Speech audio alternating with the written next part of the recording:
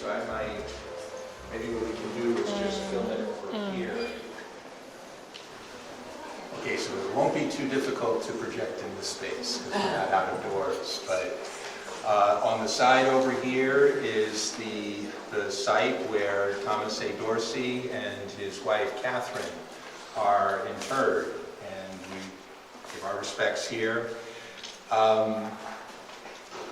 William Kurk was mentioning that there's a long legacy in terms of thinking about his... we have like a few more people coming behind. Oh, I'm sorry. I did not know that it does look like it's getting to be a little bit closer to 50 or 60. Okay. So let's gather in over here a little bit and come in. There's some more people coming right behind, so maybe we'll wait just for them to catch up. Okay. Yeah, I didn't know what the numbers were. Oh, this is great. Okay, if you can just come in over here, we'll be able to. Are we all ready now? Yeah. Okay. So as I was saying, this is the site right by over there where Thomas A. Dorsey, and his wife Catherine are buried, interred, sorry.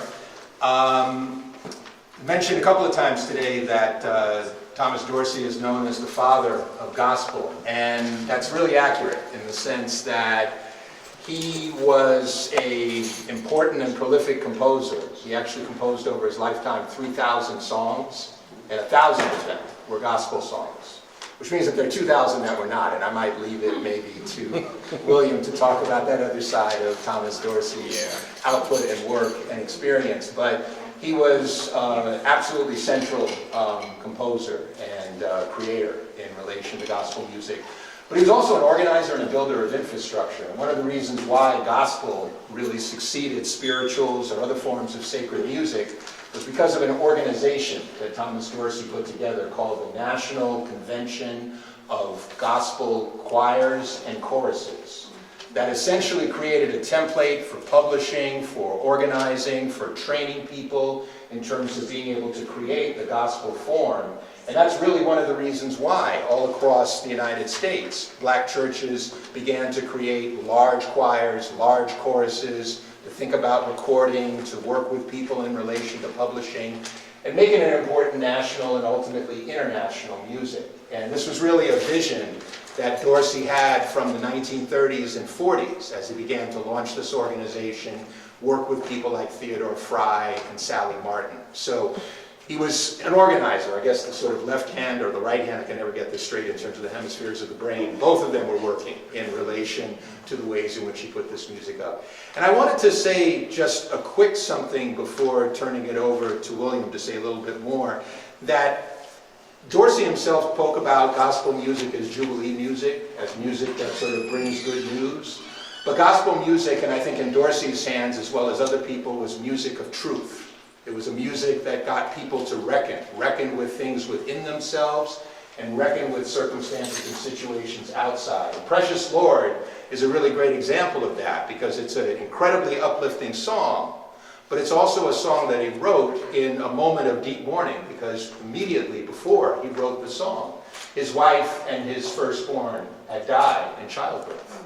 And the song is really about coping with loss and finding a way to bring yourself back to faith and a sense of self by sort of understanding that there's some way to kind of bring you in at your lowest moments. It was a song, of course, that Mahalia Jackson put at the center of her repertoire. It was a song that Martin Luther King asked expressly to have played at his funeral when that funeral happened, all too soon, of course, in terms of circumstances. And what I would ask is maybe if William could say a little bit more. Sure. Thank you so much. Appreciate that. First off, I have not been in this very place that I'm standing in now since I was 10 or 11 years old. It's kind of surreal because as an adult, I don't really know what else I can add to the story of like what people know about Thomas A. Dorsey that they can't already read on the internet. But as a family member, what I can say is my grandmother was very, very, very close to him. She came up here, Lena McVeigh came up here to study with Thomas A. Dorsey. And along the line of many things that Thomas A. Dorsey did, he started the Pilgrim Baptist Church. led that, and that was basically sort of like the hub of what gospel music would become in terms of like you mentioned, like the format of the choir size, the musicianship, and just a little tidbit about Thomas A. Dorsey, where he was writing the sacred music, and he would go into churches firsthand and say, I got this new song, check this out. They would play, they would say, get this club music out of here. Are you serious? This is for the nightclubs. This is for the roundabout spots. Not even if it wasn't, if it wasn't the church, they didn't want it. But he stayed with it. He kept writing. He kept pushing it. And I just want to say it as a testimony that if you have an idea or something that you don't think would work, Thomas A. Dorsey is the personification of a person that started a genre of music based on a vision and a calling that he had to share the gospel, but also to bridge this thing where, he was called Georgia Tom before he became like the gospel guy. So he was a blues guy. So he perfectly fused the folk elements, the blues elements, and then created something that was sacred.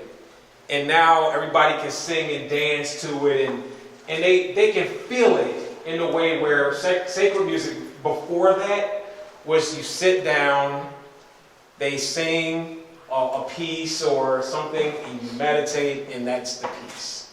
But then Thomas A. Dorsey came along, and of course those who follow him, now it's like you get up, you clap, you dance, and now people might even do laps around the church, as y'all know. I'm not against laps, but it happens. It's part of the spirit. But Thomas A. Dorsey's works have been covered by, like I was saying to someone earlier, like Elvis Presley. This is a deep cut. Tennessee Ernie Ford.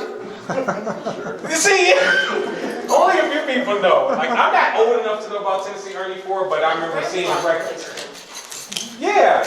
They're like a lot of weird connections. Yeah. Hank Williams and so many other like country artists covered Precious Lord. And a lot of the early gospel music that Thomas A. Dorsey published and wrote, a lot of that spoke to elements of what we identify country music to be in that way. And that's a deep discussion that I am working on in real time as I'm drafting things and that whole thing. But with that being said, it's a pleasure to be in this space on this day. It's a beautiful day. And to be a representative in a way to something that I didn't think I would like represent when I was a kid. I didn't think, I'm mourning with the family, but I don't really understand the significance of it. And that's another nugget I want to share is like, take it all in, whoever you're with, whoever you love, whoever you're around, absorb all you can because you just never know. You're going to have to carry it forward. And that's essentially why I decided to be a part of this event. I mean, performing is great, but this is what this is about. So I appreciate you all for making a walk, and thank you so much for giving me a moment. Yeah, absolutely. Thank you.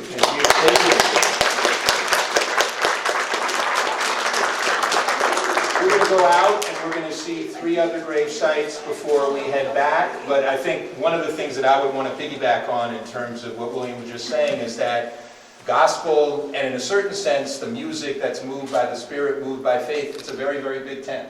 And a lot of people have found their place within it. It's been absolutely central to the city and the city's history. It's been central to movements in the city, beyond the city.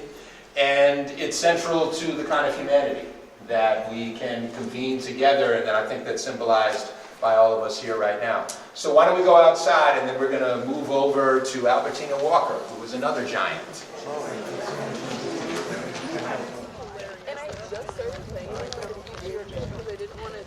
We're going to take a few minutes, so we don't need to kind of muster right away. This is the gravesite of Albertina Walker, the Queen of Gospel. So we have the Father and the Queen. And Albertina Walker's story is a little bit in a sense, like Thomas Dorsey's story, although she came in to the structures that were being built in the 30s and 40s and came in as a member of a number of different important groups. Robert Anderson, she was mentored by Sally Martin, among other people, but eventually decided in the 1950s that she wanted to put together her own group, and that group was the Caravans. And the Caravans, which included, among other people, Inez Andrews, who I think is also buried a little bit further down, close to where Senator Burris and also Jesse Owens are buried. Shirley Caesar, still with us today, extraordinary soloist here in Chicago.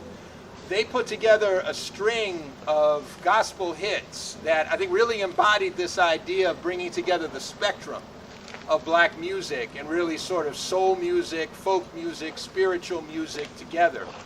One song that particularly touched me, and I'm sure many of you know it, is "Oh Mary, Don't You Weep," that Inez Andrews was the lead vocalist on. And I remember that when I was working with teaching sort of early R&B, I was surprised to see on King Records, James Brown, of all people, covered "Oh Mary, Don't You Weep," but called it "Oh Baby, Don't You Weep." And he did basically a rendition of what Inez Andrews put together.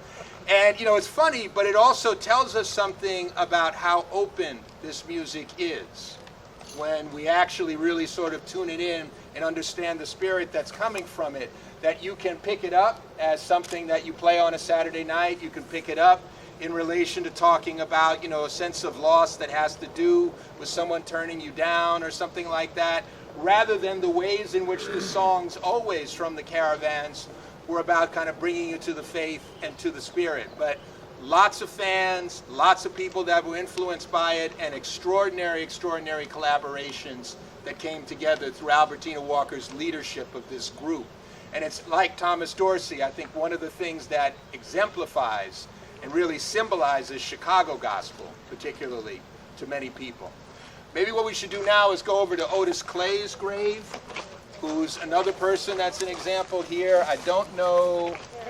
Erica's standing there. Should we go over to Eddie Harris first? All right, let's do Eddie Harris, since we're right off the ground. Harris, the tenor saxophonist.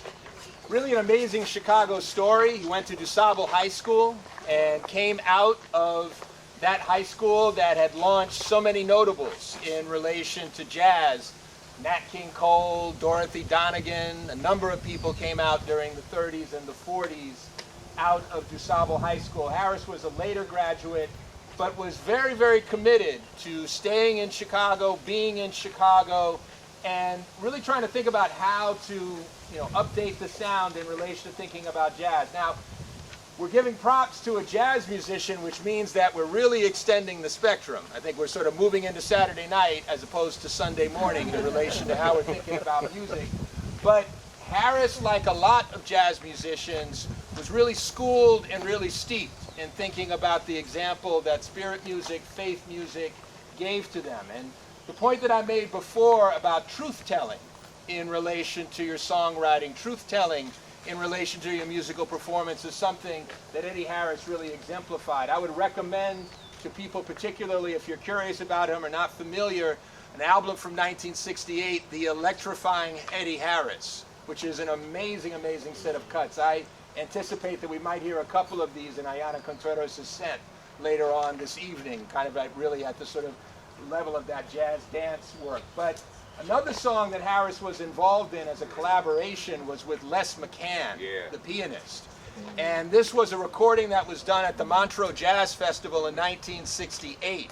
And the first song of the set was Compared to What?, which actually became one of the few songs that both hit #1 on the jazz charts in the United States in 1971 when it was released, but also #2 in relation to the R&B charts. And for those people that are not familiar with it, when you get a moment today, go to YouTube, go to Spotify, wherever, and hear that track. It is absolutely dynamite, and you can really get a sense of the spirit of Harris as a horn player by hearing that song. And just a tremendous legacy in terms of thinking about the ways in which some of what is coming out of gospel music is moving into all of these other areas that we're talking about in relation not only to Chicago music, but global music. This is a jazz festival in Europe, and really began to kind of give people a sense of the breadth and the richness of this music.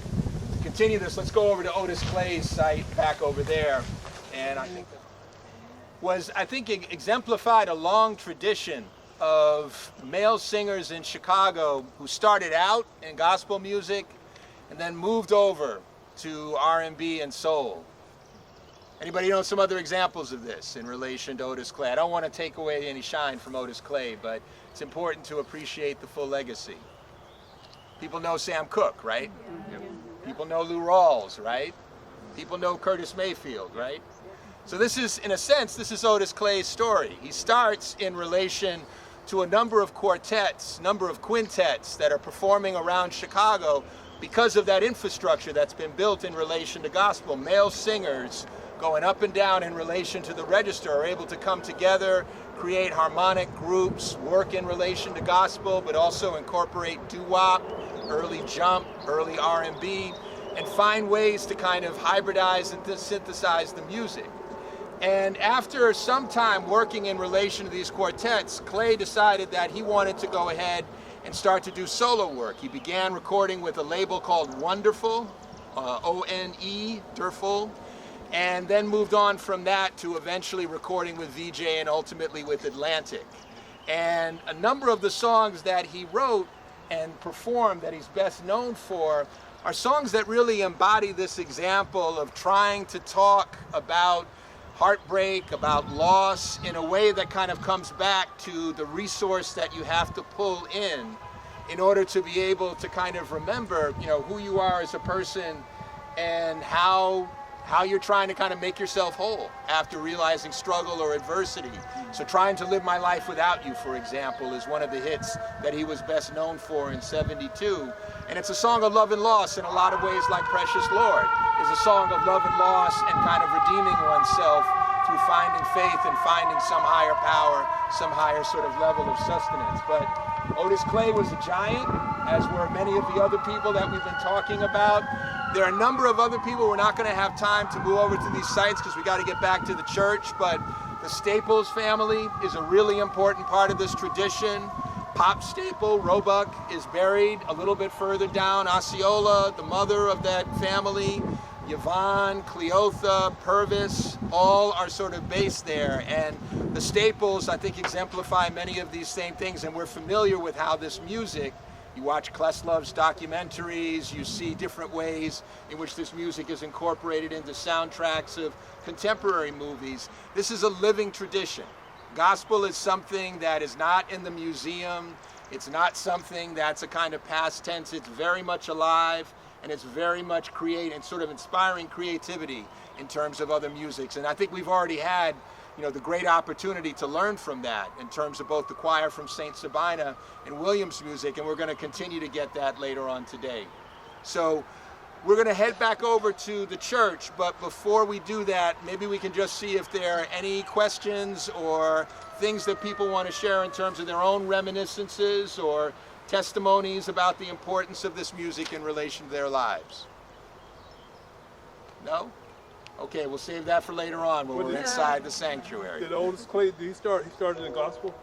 Yes, he did. Okay. Yes, he did. Yeah, he was in quartets through the 40s and early 50s. Okay. And it was only really about the late 1950s, early 1960s that began to branch over primarily to R&B. Okay, well, let's get ourselves together and we can head back over. Thank you very much.